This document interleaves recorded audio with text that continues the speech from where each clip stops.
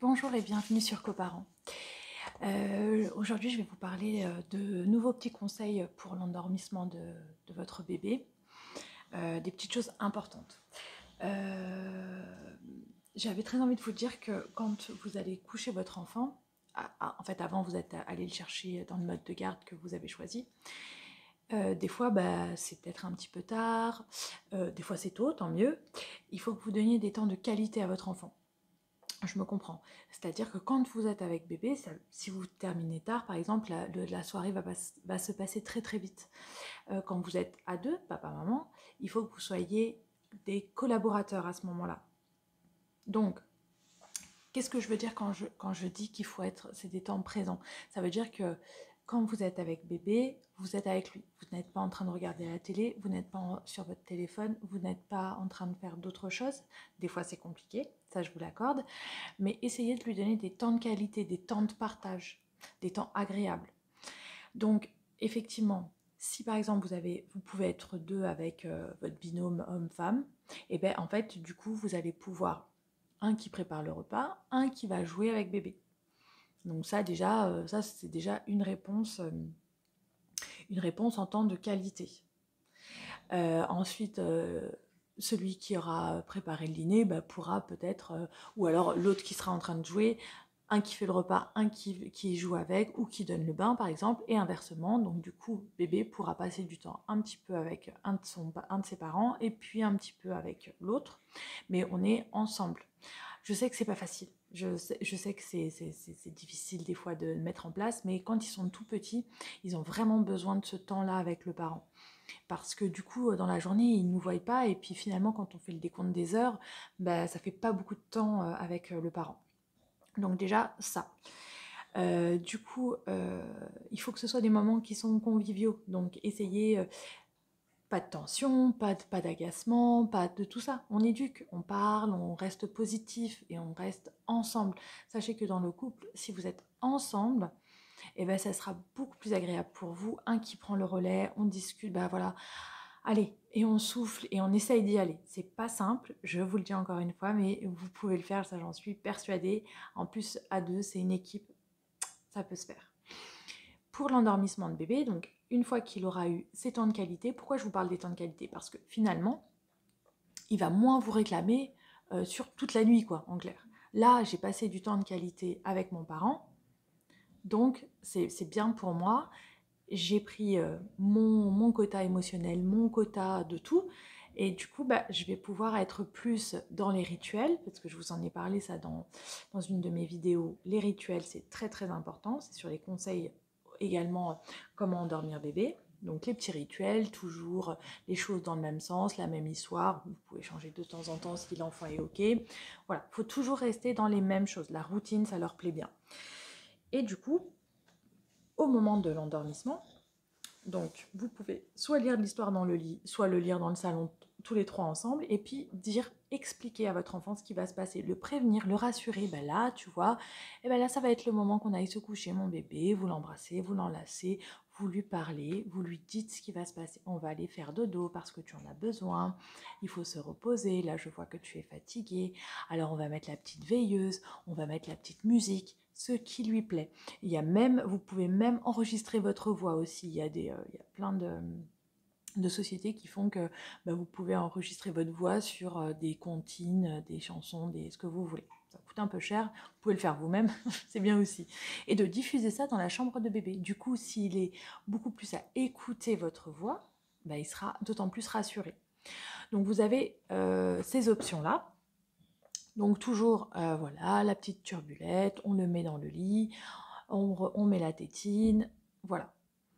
Maintenant, il peut y avoir plusieurs gènes sur l'inconfort de bébé pour pouvoir dormir tranquillement. Ça, j'en parle dans les pleurs de bébé. Les gènes, ça peut être les dents, ça peut être l'estomac, ça peut être il n'a pas assez mangé. Ça, c'est d'autres problèmes qu'il vous faudra aussi vérifier. Donc effectivement, dans la diversification alimentaire, il faut absolument que je vous fasse une vidéo là-dessus. Effectivement, dans la nuit, s'il continue de manger alors qu'il est beaucoup plus... jusqu'à 6 mois, vous pouvez déjà tout intégrer. Donc au-delà, 7, 8, 9, 10, les réveils nocturnes sont moins fréquents pour manger.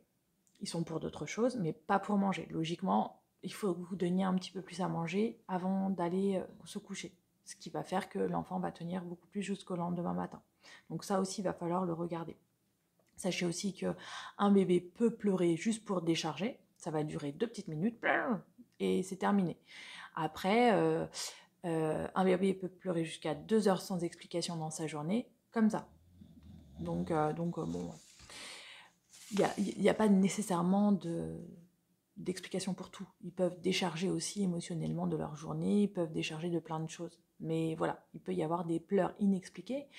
Mais vous pouvez aussi rester à côté et lui dire, bah non, là c'est le moment de dormir, tout va bien. Il faut aussi que vous appreniez, et ça c'est le plus difficile, à prendre sur soi. Ça veut dire que bébé, c'est le moment qu'il aille se coucher, parce que vous avez vu, vous avez repéré les signes qu'il est fatigué, qu'il a besoin.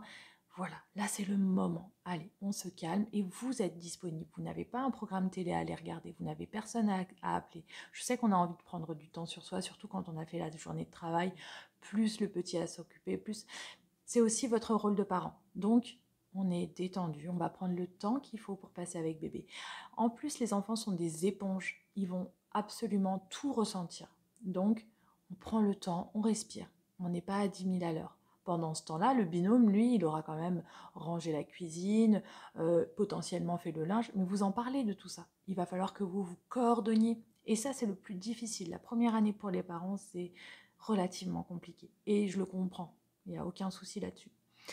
Après, sur l'endormissement de bébé, il va falloir que vous fassiez des choix dans la nuit. Soit vous vous dites, bah non, moi je veux que mon enfant dorme dans son lit, dans sa chambre. Donc à ce moment-là, il va falloir forcément vous lever. Et pour ça, moi je vous conseille effectivement de vous dire, bah ce soir c'est moi, ce soir c'est l'autre parent. Et donc, un jour sur deux, vous pourrez bien dormir et vous reposer. Il faut être vraiment reposé pour pouvoir le faire, pour pouvoir s'occuper d'un enfant. Donc, un jour sur deux, vous dites, je vais dormir. Sinon, vous pouvez aussi dormir avec votre bébé, mettre le lit dans la chambre et être vraiment avoir le lit cododo, c'est vraiment que jusqu'à 4 mois. Après, ça, c'est un peu compliqué parce qu'il commence vraiment à se redresser, ça dépend les enfants, hein, ça à vous de dire. Hein. Je crois qu'il est préconisé jusqu'à 6 mois le lit cododo, mais bon, il y a des enfants qui très rapidement réussissent à se redresser. Donc, moi, personnellement, sur pas mal d'enfants, je l'ai vu jusqu'à 4 mois. Mais effectivement, vous pouvez vous dire, bah voilà, je mets le lit à barreaux à côté, et puis bah, si jamais ça pleure, je suis juste à côté, donc tout va bien, je suis là. Si vous collez votre lit à barreaux au lit, enfin, vous êtes là, quoi. Vous pouvez tout de suite le rassurer, lui mettre une petite main dans le dos. Voilà. Ou sinon, vous avez la possibilité aussi, beaucoup de cultures le font, et même si certains disent que c'est pas forcément bien, moi personnellement, je ne suis absolument pas contre. Un des deux parents dort avec l'enfant dans le lit parental, donc l'enfant dans le lit parental, pour pas qu'il tombe, on met le lit contre le mur, et donc de l'autre côté, le parent fait tampon un petit peu, voilà, donc que ça fasse un angle droit, que le lit soit dans un angle droit de la chambre, et donc comme ça, bébé ne peut pas tomber. Et puis bah, l'autre parent va dormir, je sais pas moi, dans une autre chambre, dans le salon. Ça peut aussi se faire. Et il n'y aura pas de problème pour réintégrer le lit de bébé plus tard. Hein. Beaucoup de cultures font ce genre de choses. Donc vraiment, pensez pas que c'est une mauvaise chose en soi. D'autant plus que vous allez récupérer un peu de sommeil. Et vous pouvez dire, bah, cette semaine c'est moi, cette semaine c'est toi. Et puis vous inversez. Et c'est très très bien. Et donc du coup, ça fera vraiment du repos de qualité. Maintenant, si vous estimez que non, vous n'avez pas à sortir du lit, ça c'est autre chose. En termes de préconisation, c'est vrai qu'à 3 dans le lit, quand ils sont tout petits, bah, il y a le risque d'étouffement, donc effectivement un des parents se retourne, peut écraser bébé.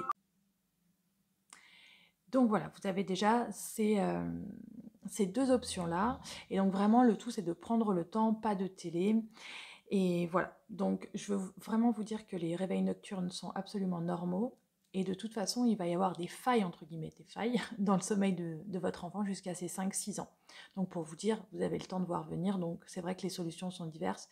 Et, et vraiment, voilà. Maintenant, dans la nuit, si vous entendez un petit bruit, vous n'êtes pas nécessairement obligé de vous lever. si bébé fait un petit bruit et qu'il se remet tout seul, voilà. Si par contre il crie, vous y allez effectivement. Et on n'est pas obligé de le prendre nécessairement dans ses bras parce qu'on a tout de suite une tendance à vouloir le prendre dans les bras. Mais non, on peut juste faire une petite caresse, chut, chut, tout va bien, je suis là, on reberce un petit peu, lui remettre la tétine, lui caresser un petit peu le bras, mais pas trop, ou juste le rebercer un tout petit peu. Voilà. Après, effectivement, ça peut être la faim, ça peut être plein de choses. Mais ça, je vous le dis, il va falloir identifier ça assez rapidement, c'est ce qui va faire qu'il va mal dormir. Donc voilà, j'espère que ça vous aura aidé et je vous dis à très bientôt sur une prochaine vidéo. Si vous avez aimé, n'hésitez pas à vous abonner, liker et partager. Merci beaucoup.